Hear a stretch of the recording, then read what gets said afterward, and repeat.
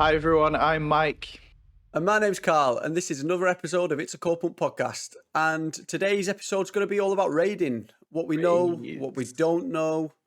So yeah, we're going to get into that. Mike's got a little TED Talk presentation of it. Is it a Photoshop? It's some sort of slides. You'll find Photoshop. out soon enough. Yeah, I'm looking forward to it. Yeah. Before we start, we just wanted to say thank you for all the new subscribers after the last episode of Divalin. We've seen new people have added, so thank you very much. If you haven't seen that episode, please go back and have a watch. It was a good time. Really good film in that. It was good fun. Does Divalin know the release date? We're yet to find out, aren't we? You'll find out if you watch it. That's it. There we go. Simple as. Right, where to begin? Let's talk about raiding. We've got a little video going here. This is from the first trailer that was released for Corepunk. Yes. And it just sort of we've cut it down so it's highlighting all the bits that we think involve a raid. Yeah. So we've gone from I think our focus, obviously, we're still waiting news and stuff. We've tread over old ground. And then you kind of had that idea and the kind of, well, what can we look forward to? Like, what is there to actually look at? Yeah. And like you say, you made a point about this part of this trailer, and kind of it being a dungeon raid aspect of the game. Yeah. And then maybe just going into, for people who maybe don't know anything about raiding or do, and kind of speculation of what we might see. And obviously this gives us an insight, this little video. And there is quite a lot of little bits in this There's video. A lot to. Yeah, and I think we were talking then with the little troll in the last episode. Divalin's actually got a model of that troll. It's really cool. That's very cool. So I guess my first sort of question for this sort of topic would be, what is a raid for people that don't know? So, and it sounds like a very easy question. But like a raid is kind of a lot of things that most people don't really ever get exposed to because of maybe the nature of what a raid is. So if we take it right back to the beginning, so we'll take it to you playing Corepunk or any MMO. You generally play by yourself. Eventually, you might have friends, you might make a guild, etc., etc., etc. So, and the activities you can do, obviously, you can go out questing, you can do that with your friends in small groups. So, dungeons are typically the same. So, whatever your open world limit is what your dungeon limit is. So usually 4 or 5 kind of people. Now, the raid is kind of the next step up. The bigger version of that. I know in Corepunk they've said they're currently looking between a raid party being between 12 and 20 people. So it's quite exponential. It goes from 3 or 4 to potentially 20 people, all having to communicate effectively, complete a instance. So an instance, I'll quickly go over what that is. It's your own personal version of that space. So it's not in the open world. An instance raid would be the 20 people who go in. There's not going to be random people just appearing. It's yours. You work it out between you, and there'll be various challenges along the way. Let's bring it back even further, a bit more basic than that.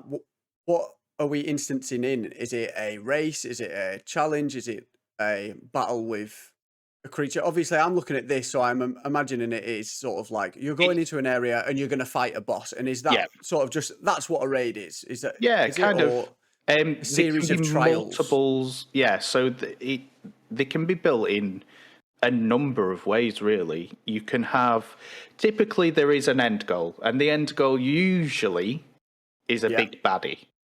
That's big baddie. Typically. It's kind of what we're seeing on the screen here with this thing. That'll be like the end boss, so to speak. But to get there, like you say, there can be a series of trials. Now, those trials can be smaller bosses. They can be working out puzzles. They can be timed things, like you have to do things within a certain time, a certain order. And you as a team have to work out how to put all those pieces together in order to then come to the finale, which, like I say, typically it's beating the crap out of some boss. Big baddie. But that's not easy. Like these, now you got to think, well, I mean, and of course, raid encounters can also have multiple people in a fight, multiple enemies. Yeah. Typically, it's usually one, but they're strong. Like, they are really strong, and they will have tricks up their sleeves. They'll, we'll go into it, like the actual scenarios that can happen.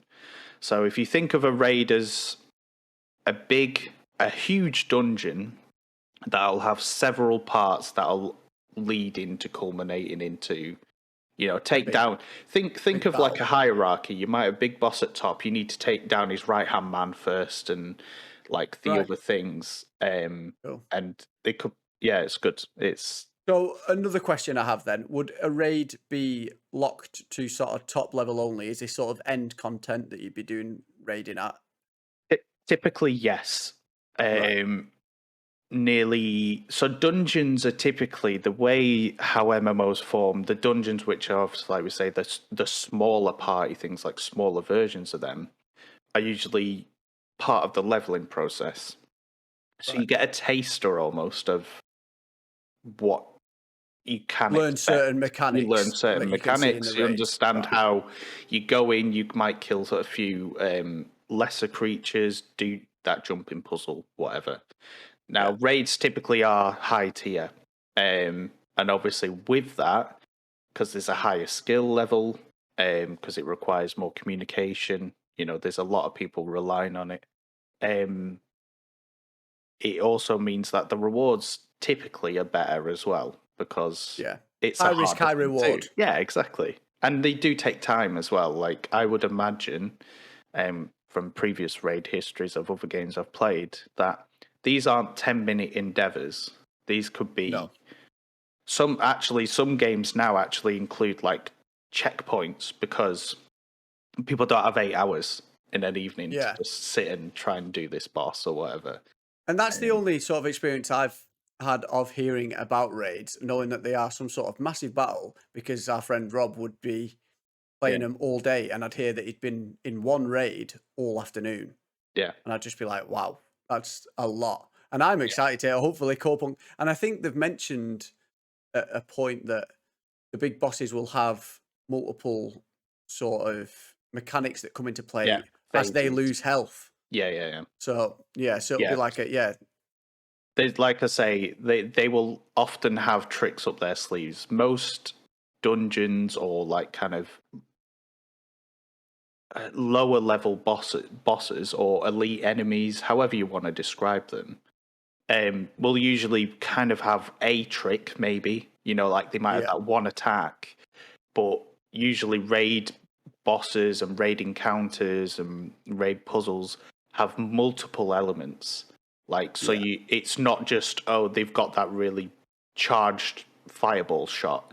It's like when you get into 50% health, they enrage, so they do more damage. They do it quicker. Platforms start disappearing, so the battleground changes. Like all these things, and then by the end of it, usually, like you think when you get into like the 10% of a health, like you're like on the last 10%. Oh, we're on the home stretch. Like we can do this, but usually they might have something like where you've really got to be. Like, for an example, one of them in another MMO that you do is there's two of them. They're like sisters, and you've got to kill them within 2 seconds of each other, or else they just respawn. So like you've got to party together, get the health down, get it to like 2-3%, and then you go right. Nail them, and then bam! And if they don't, they just go back to full health, and you've just got to do the whole encounter again. So it's stuff crazy, like that, which is really cool. Yeah, very exciting. And it's so for a solo player, because obviously this is, I imagine, is locked to being in a group or being in a guild. Do you have to be in a guild to do a raid, or is there usually sort of in game? Can you get into a raid if you're a solo player? Is where I'm trying to get to. Yeah, yeah. So, yes. The answer is yes. You can do this content solo in the sense that you don't need to be in a guild. Right. Most guilds that do raiding content will actively seek out raiders. So if you think that is something you want to do and you don't have a community or a guild, it really wouldn't be hard to find one. Yeah. But the way that games more recently are trying to get around this, because obviously guilds can also be very niche. They can be quite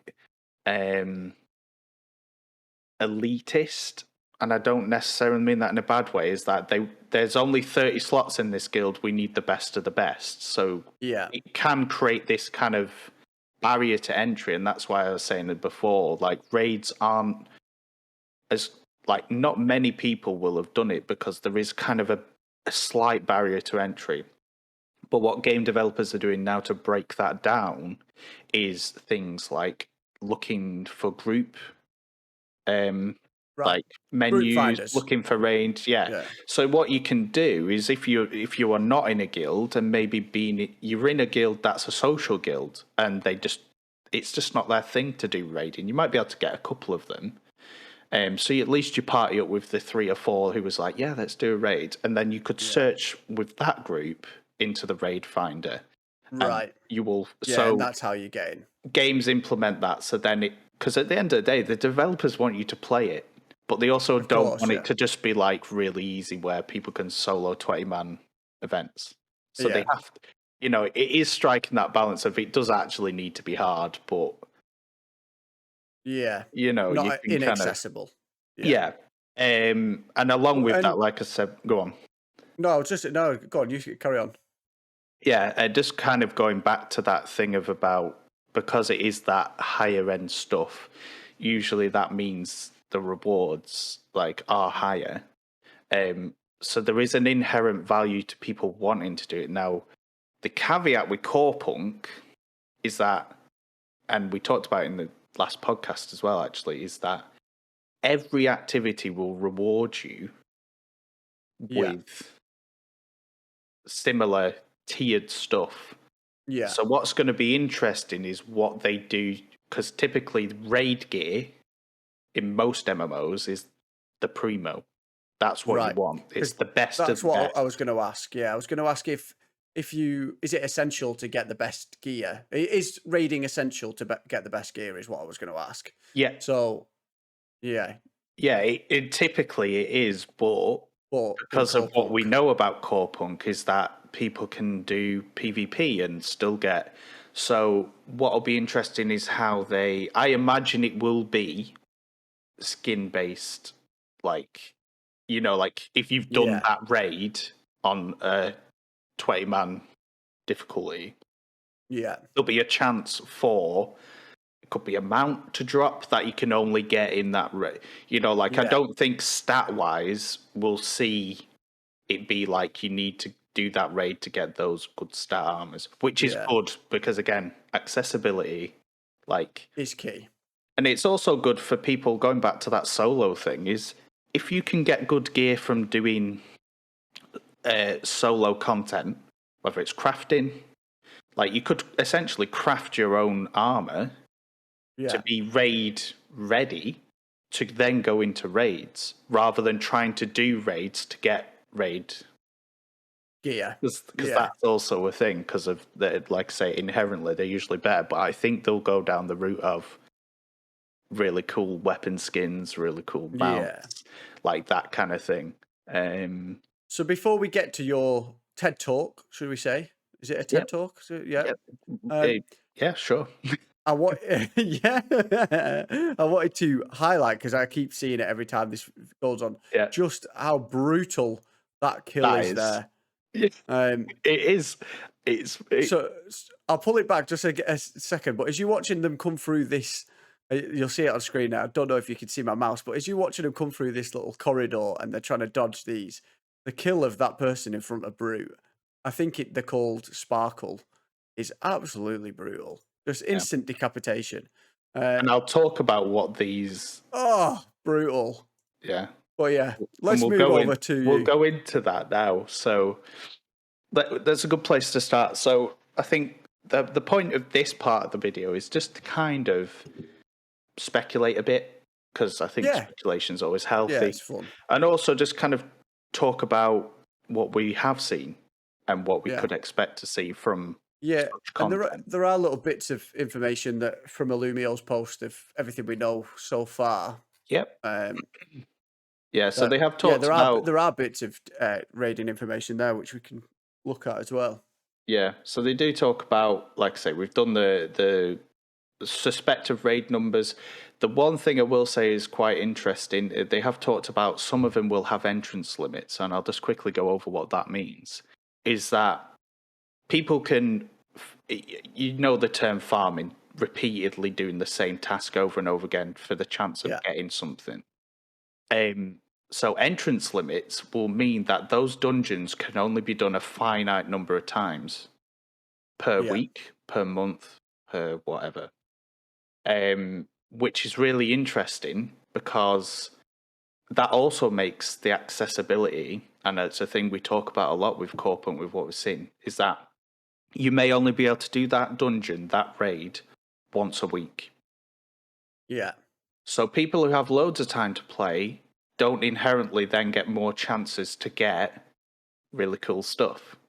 Yeah. Whereas the more casual player who may be only able to raid once a week will suddenly just have the same amount of chances as the people who play 24 hours a day. And I really like that they have said that that'll be a thing, because I feel like that'll make raiding more accessible.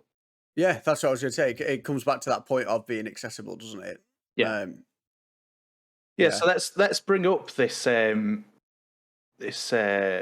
poor Sparkle's demise, as we will name this screenshot. Yeah, just before. Just before. So yeah, we saw exactly what happened there. So let's just quickly explain what we were talking about, the different types of trials or challenges you can face in raid. Now, this is one. It's quite a simple one. As you can see, we've got these spinny, spiky things. Yeah. Wheels of death. Yeah, you've got to dodge them or something like that. I wonder if you can dash through them. I wonder if that's a mechanic, a little bit of a dash. Well, maybe certain classes. And I'll get on to how classes and something, because I've got a little theory crafting up here about that in a second. Conspiracy. We'll go into a little conspiracy. So what these are called in a dungeon, in a raid, are environmental challenges.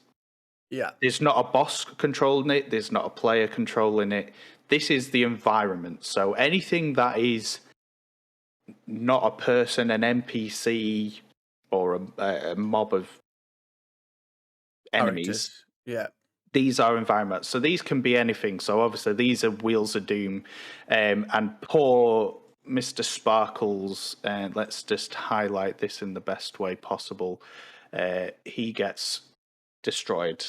Took out. And what was interesting is how, and you've already mentioned, how brutal it actually is. It's not he violent. Just becomes a corpse, because a lot of MMOs, they would just become like a collapsed corpse, and then maybe Brute could have rezzed them. They seem to cease to exist, which is an interesting thing. Back from that. Which is an interesting thing, actually, that it's just prompted. They've talked about there will be corpse running. So that what that means is when you die, your spirit leaves your body, and you have to run from a graveyard or a set point in the map back to where your corpse is to then resurrect if someone else can't get you up.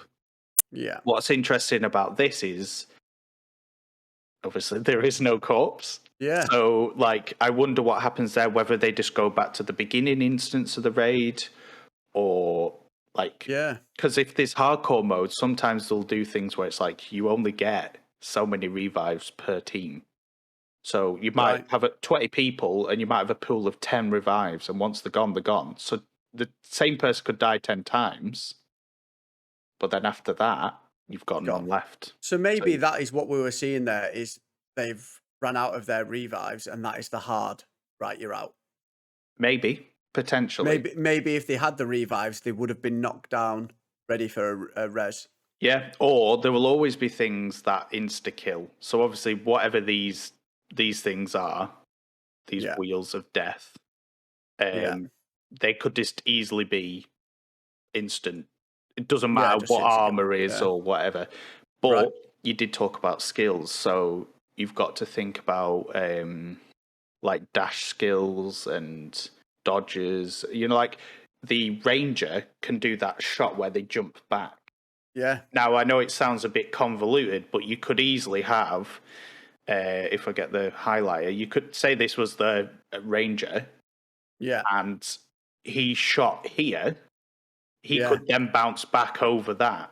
Now, I don't know if that would make him invulnerable whilst they're in the air, but it's a possibility. Like, yeah, definitely, yeah. And those kind of things are what will help you overcome certain challenges. Now, I know the question then goes, well, what happens if we don't have that class to do that thing?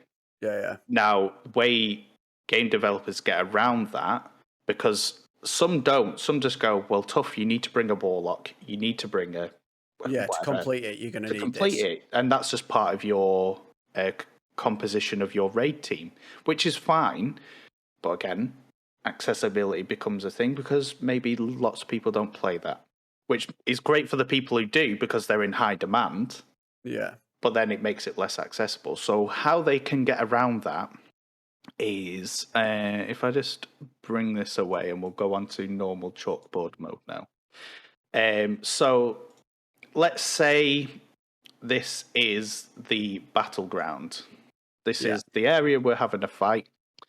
And we'll colour... This is a pit of lava. It does look like lava. It does. I have seen lava look like that. Yeah, I'm artistic. Don't click that in the wrong way. So, and the boss is over here, okay? So this is boss. Yeah. This is raid party. Yeah. Now, again, the hunter, lava, can't get to him. It's so much lava. Look at that. Whoa. Too much. Oh, that's a lot of lava. So you can't jump over that. Right. But part of the process of raiding as well is because if you don't know what it is, if you're encountering it for the first time, you have to try stuff. And there will be people who wipe and you have to work it out. So person number one comes and he's like, oh, I'll go. And he goes, he's dead. So they go, right, we can't jump over it. And then maybe the hunter does that back jump thing in a weird way and somehow he gets over. Yeah. But that's no good because the rest of the party is still here. Yeah. Now, what they then could do to alleviate the fact that only... So say, hypothetically, 3 of them get across because they have various skills, teleports, whatever. But you've got the other, however many, all stuck over here going, well, we can't do it. And them 3 try and take the guy, they die. Oh, whoopee-doo. So, the way developers get around that and include everyone, which is what I feel Corepunk's going to do, is let's pick a different colour highlighter. This is really reminding me of them work exercises of when you have to like build the raft and how do you get the chicken? You've only got a rope and you've got to get that. Yeah, and you've only got a finite amount of resources. At the end of the day, you're going into someone's dungeon, city, realm. You're in their playground. Yeah. They're not going to give you everything they need for you to get across this bridge. Yeah. But yeah, so like I say, the party's looking around. They're looking in the cardboard boxes here, and they don't see anything. But there's a switch here. Right. This little. I see that. What they could then do is it could do one or two things. It could be, it's a switch. That's lovely.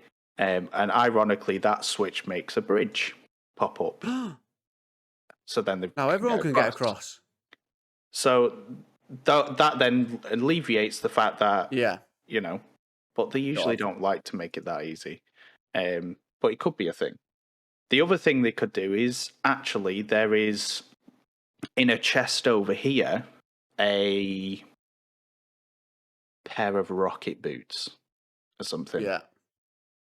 And then people realise, well, actually, if we use the rocket, if everyone picks up a pair, we can all jump across. And that's how they eliminate a barrier of not having the right class, of not having the right class the and skill. stuff. Yeah. So everyone's included, which I feel like if I was to hazard a guess, that's the route Corepunk will go behind. Right. Make it accessible for everyone, but not easy. And obviously we do see a part of that and I'll actually bring that slide up now if that's okay. This one here. Which as you can see in the actual video, as you'll have watched just before, is they all step onto a certain part of the map to unlock this door here. Which is really cool because if you come away, well, obviously we can't show the video, but if you watch that video, those squares aren't highlighted in any shape or form. So imagine you come into the room. I'll pull it back for you. Here you go. We can show. I'm pretty sure it's. So there's poor Sparkles. We'll talk about that one in a second. There's the troll. We'll talk about him in a bit. Ghouls. Ghouls. It looks very fun. I wonder if this is all one dungeon. It looks like it. Looks like it, yeah. So yeah. Healing power's not stood on anything at this stage, but it's not really evident that they need to stand there. So imagine you come into the room for the first time, you see the door, and I mean, most people, if you just quickly cut back to my thing, if you enter the room here, you're going to go here. Like, you would naturally do that. Yeah. So you get to the door, it doesn't open, and then you're like, what do we do? What do we do? So then you instantly, like, would start looking around. Like, I'd be looking at this part of the, these pipes here. Like, these little... you know, what are these growthy things? Can you... Yeah, they look like alien eggs from Deep Rock, don't they? They actually do. Yeah. No, that's a very good... Yeah, they proper do now. I can't unsee that. So you'd start looking around, and then what would likely happen is someone would accidentally walk across that. Yeah. And then they'd stand on it, and you'd probably spend 2 or 3 minutes going, well, it's still not opening the door.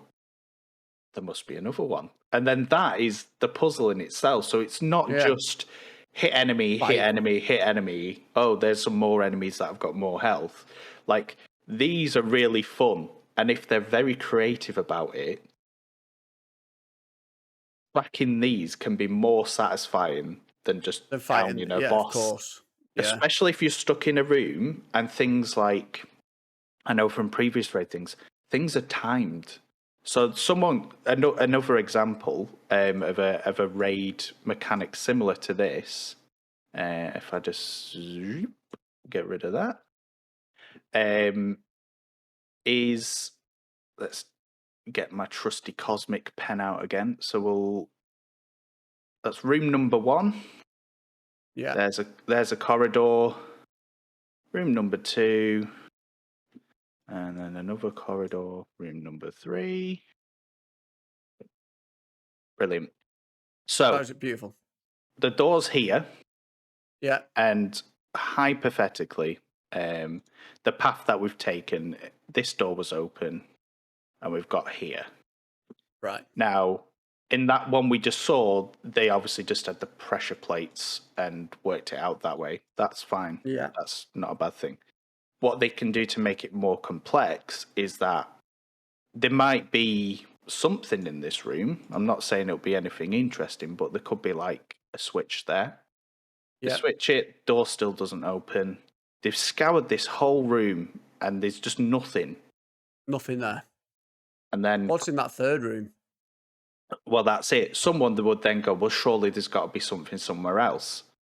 How about that room we walked past that had a locked door here? So then that switch in the other room has unlocked that door now, so now you can get into the third room. So they initially go to it and it's locked.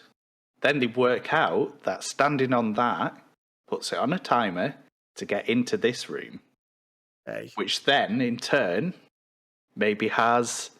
Do you work for a little Artificial fight. Core? Is this a dungeon? There's a Have you little made this mini. dungeon in the There's a game? little mini boss there, and his little mate Jeff. Oh, Kill Jeff. him. Jeff drops a key card. Right. And then you go, oh, the door up here needed a level 3 access key card.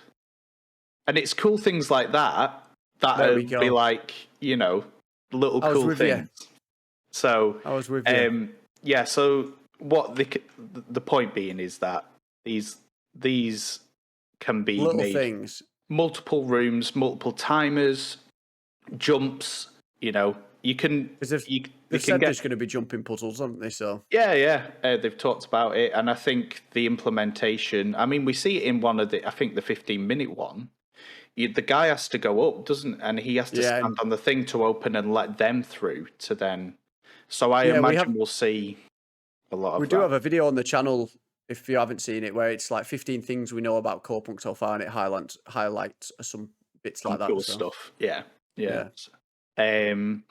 So that's a potential thing. So environmental challenges, and then we come to I'd say this is a hybrid of that, in a unique way. Now I've already pre-circled this, the fish. As you can see, Brute is over at the far end. Little Brute here. This is, I presume, well, it goes in a motion like this. So I'm guessing it swims in a circle or goes in a defined path. Now, it's not something you can attack. It doesn't have a health bar or anything. But obviously, healing power is trying to get through before it comes. So this, whilst is technically an environmental one, because you can't kill it and you can't... Kill it, yeah. It's a clever implementation for immersion, stuff like this, where it is like just some godforsaken fish. Like, would probably, I imagine, we don't see it in the video, but if healing power was like here and the fish comes, oh, they're gone. They'll be similar to Sparkles, except 100%, they'll be the fish's dinner. So that was just a quick one I wanted to show. So it's showing that as well. The other thing that is quite nice, swimming. Yeah. Because we've mentioned it before. As soon as you add water to, you know, like there could be underwater switches. There could be a myriad of things that will then, you know, they could even do. And I wonder how you do that from a camera angle perspective in a top-down game, like underwater stuff. I wonder how you'd do it. Other than just seeing your person go, to show depth is what I mean. You know. Yeah, I don't think they can probably do too much, but they could certainly do something. Like it could literally be a rising water fight. So so things, you know, like you don't just instantly die, but if you can't attack whilst you're in water, for example, which I imagine is probably how it will go. Like if you're on the edge and that suddenly rises, you're gonna have to move, and bosses might create tidal waves. You know, like they could do all those kind of things. So I don't think they'll do too much because of the limitation of the angle. And like you say, getting depth and kind of being able to navigate you suddenly got a 360 degree. Yeah, of course. So it would be difficult, but I think they could actually do some pretty cool stuff with it if, you know, and definitely. So then that's kind of environmental stuff. Yeah. And how you overcome them. And that the other thing is voice chat, text chat, ping systems. We know Corepunk has a ping system. So the accessibility, because you will need to communicate with stuff like this, it's very rare that you can just kind of wing it. You know, like and that's what's so good about having the ping system, because people sometimes don't want to be on chat, and if you've got 12 to 22 people in a chat, that can also be very overwhelming. So and usually guilds, they'll have their own Discord servers, and there'll be when the I know this from previous raiding experiences, when the fight starts, you only talk if you need to talk. There'll be the raid leader, there'll be the tank, and someone in command, and there's a chain of command, and only if you need to go, hey, you need to move, I'm out of mana, I'm dead. It's that kind of thing. But the ping system in this is going to be, I think, quite revolutionary. That's revolutionary. In the fact that, people who maybe have social anxiety, they've looked in a raid group, they're not ready to jump on a chat and just be like, hey guys, let's do this raid. They still want the content. The fact that you can ping danger, ping move here and stuff, it's not a bad thing. That's great. No, it might be harder, not as smooth as voice communications, because let's face it, it's instant if you say look out. Whereas if you ping, someone might not be looking and stuff, but it's not that barrier of entry, which I keep mentioning, for raids. I do feel like as well, because the entry's good, and you could, like I say, you could craft the gear, you could do dungeons for the gear, you could even do PvP, means the pool of people who want to raid will actually be bigger. So more raids will just naturally happen, which I think is what we definitely want to see. And then just the final two slides, just to go through the other aspects of what can happen in a raid. There's a lot going on there, isn't there? Yeah, so which is very cool. What do you tell me what you're seeing here? I'm seeing here. So the red spots are where is it Gragan? Is about to attack. So obviously we've got our characters trying to get out of the way of that. All the green smoke is where he has just attacked. But and then obviously you've got them alien eggs that get exploded in the background. Yeah.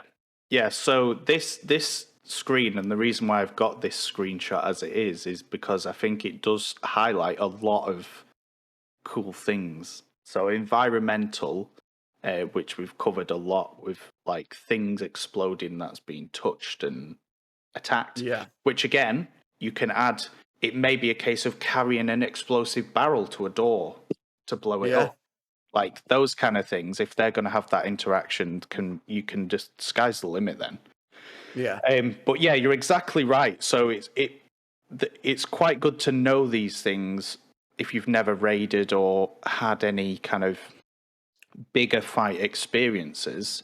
As we can see here, these, like you say, the red circles here are incoming damage, and I got the screen exactly. So this one here is actually in the midst in between.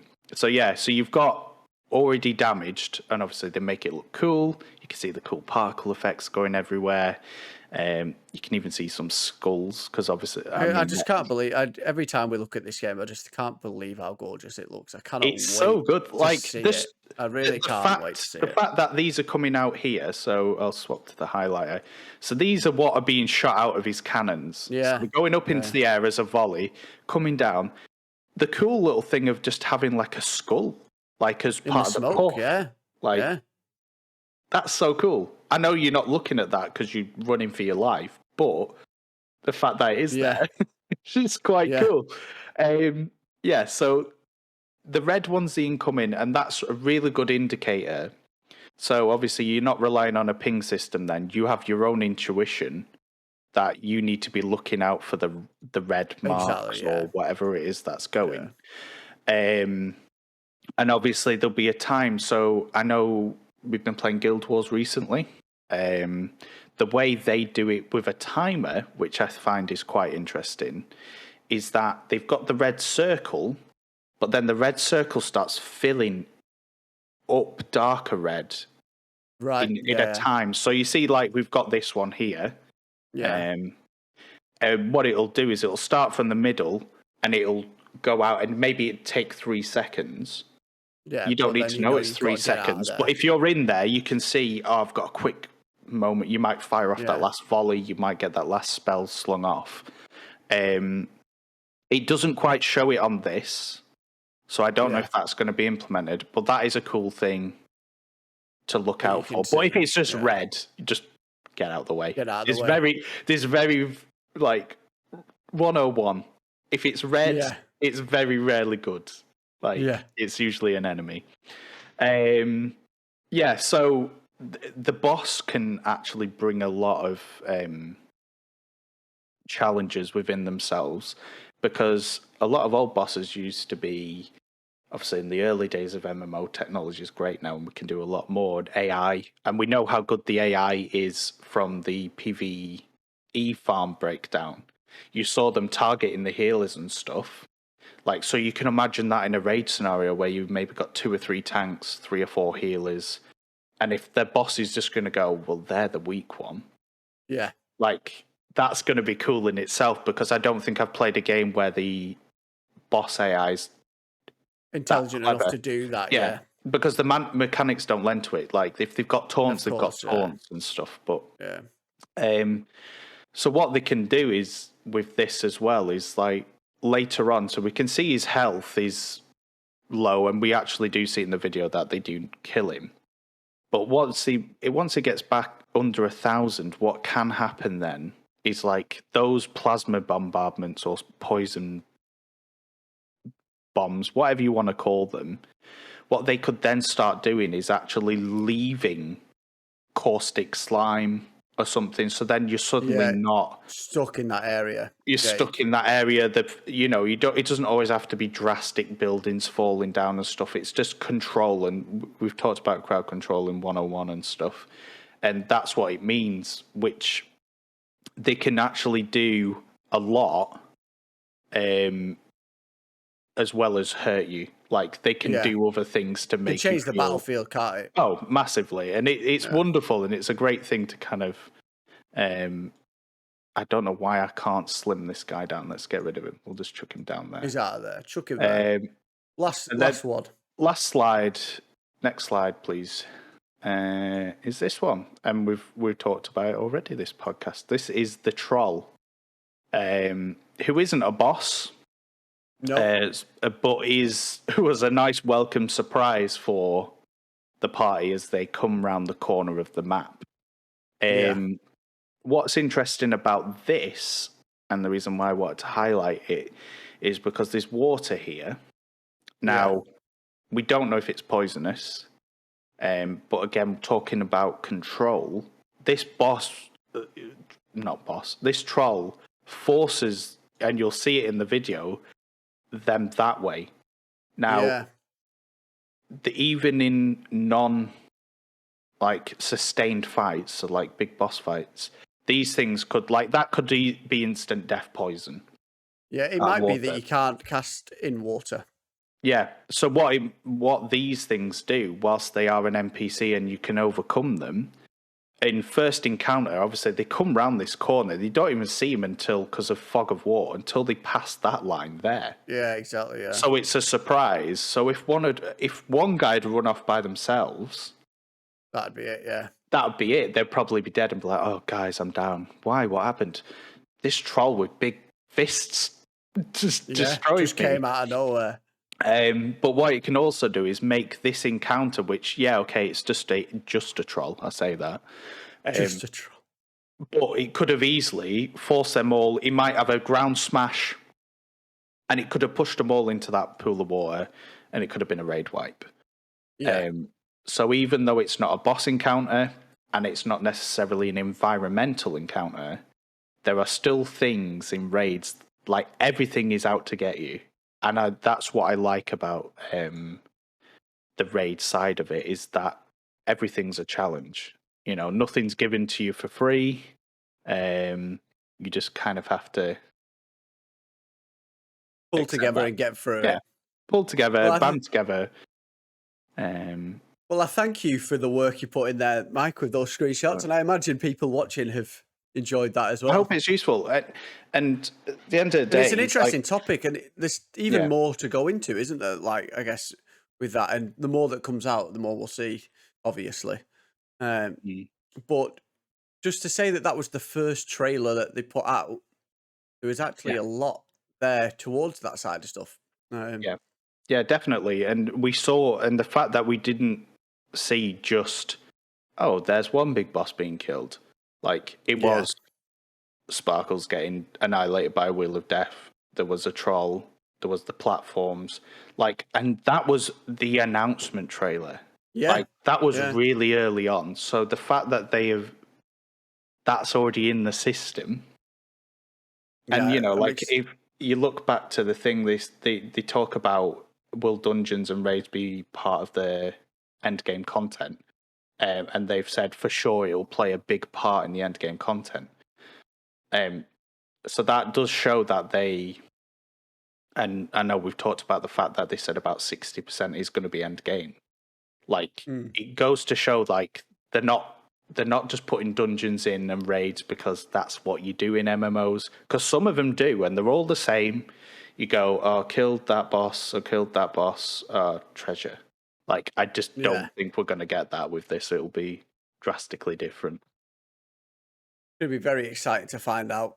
And let us know in the comments if you're excited for raiding, or if you're not going to do any raiding, if you're not interested in it. And let us know what you are going to get up to. Yeah, because there is other things. Yeah. But yeah, there it's are interesting other things. You might just be a lonely fisherman, and that's okay. That's fine. Yeah. You might fish out with legendary armor. Yeah. If you are a long time watcher of the show, you've probably realised that we're changing our name to Stumble Through Games at the moment. Our Twitch hasn't changed. It's still ITTS, is it A? ITTSA, Itza, for the old name. But that will be changing when we can. Yes. Just certain restrictions and doing it whatnot. Right. Yeah. But yeah, if you are a new video watcher and you've enjoyed it, please give us a like, subscribe, all that jazz. It does help and it keeps us happy. But until next time, thank you for watching. See you later.